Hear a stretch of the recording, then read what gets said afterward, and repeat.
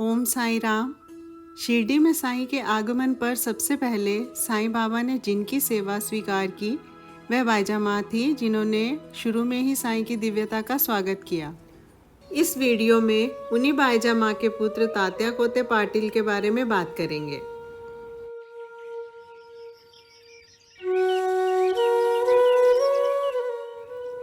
साईं जब बाईजा माँ से पहली बार मिले तब तात्या 7-8 वर्ष के थे। वह जब विद्यालय पढ़ने के लिए जाते तो वापसी में छुपकर द्वारका माई में साईं बाबा जी को देखा करते थे और काफ़ी शरारतें करते थे, पर साईं बाबा जी सब नज़रअंदाज करके तात्या पर प्रेम ही बरसाते थे। तात्या साईं बाबा जी को मामा कहकर बुलाते थे और वह बचपन से ही साईं बाबा की छत्र छाया में रहे। थोड़े बड़े हुए तो उनकी नाम सप्ताह में बहुत रुचि होने लगी। उन्होंने नाम सप्ताह के लिए बाबा से आज्ञा ली तो बाबा बहुत खुश हुए।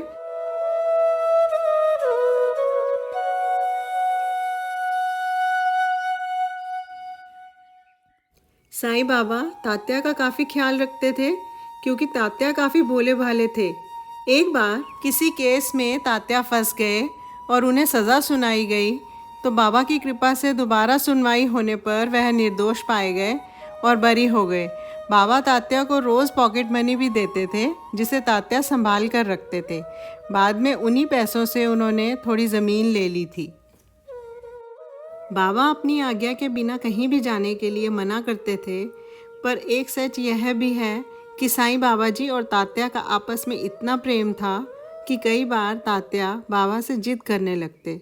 एक बार तात्या तांगे में बैठकर कोपरगांव जाने के लिए निकले।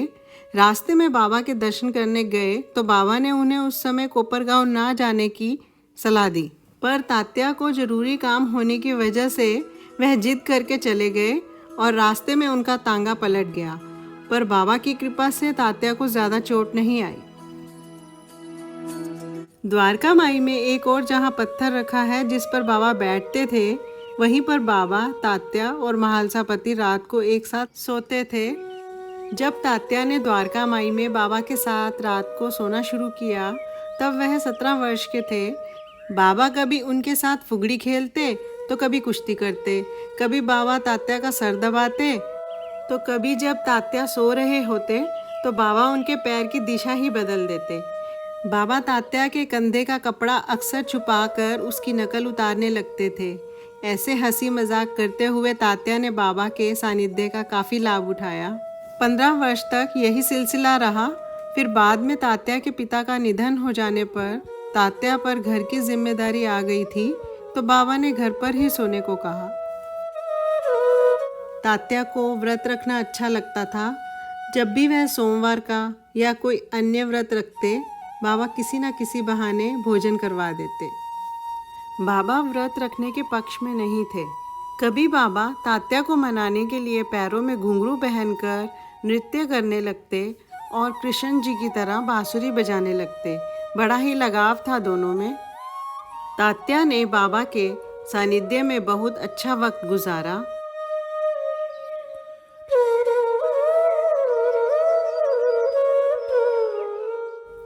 साईं सचरित्र के अनुसार बाबा ने 15 अक्टूबर 1918 को महासमाधि ली थी। 1918 में बाबा के महासमाधि लेने से कुछ टाइम पहले तात्या काफ़ी बीमार हो गए थे, जिसकी भविष्यवाणी साईं बाबा जी ने 2 साल पहले ही कर दी थी। पर यह बात बाबा ने सिर्फ एक भक्त को बताई जिनका नाम रामचंद्र पाटिल था। साईं को तात्या की चिंता थी कि दशहरे के दिन 1918 में उनका निधन हो जाएगा। जैसे जैसे दशहरे का दिन पास आ रहा था, तात्या की हालत बिगड़ती जा रही थी। 28 सितंबर को फिर बाबा भी बीमार हो गए। उसके बाद बाबा की हालत भी बिगड़ती ही गई। 1918 में दशहरे के दिन दोपहर को 2:30 पर बाबा ने महासमाधि ले ली और जैसे ही बाबा ने महासमाधि ली तभी से तात्या की हालत में सुधार होने लगा।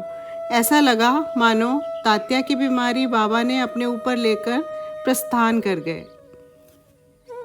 कितना सुंदर था दोनों का रिश्ता और प्रेम। तात्या और बाबा के प्रेम को कोटि कोटि नमन।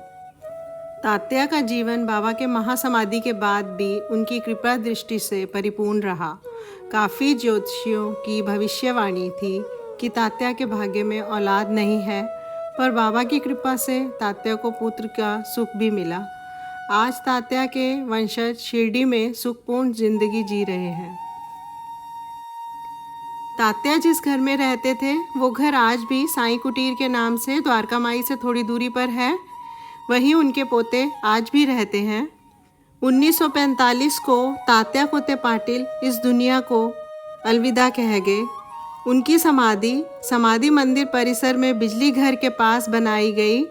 ऐसा लगता है कि जैसे बाबा चाहते थे कि तात्या की समाधि को हमेशा प्रकाश मिलता रहे। तो यह था तात्या कोते पाटिल का सफ़र।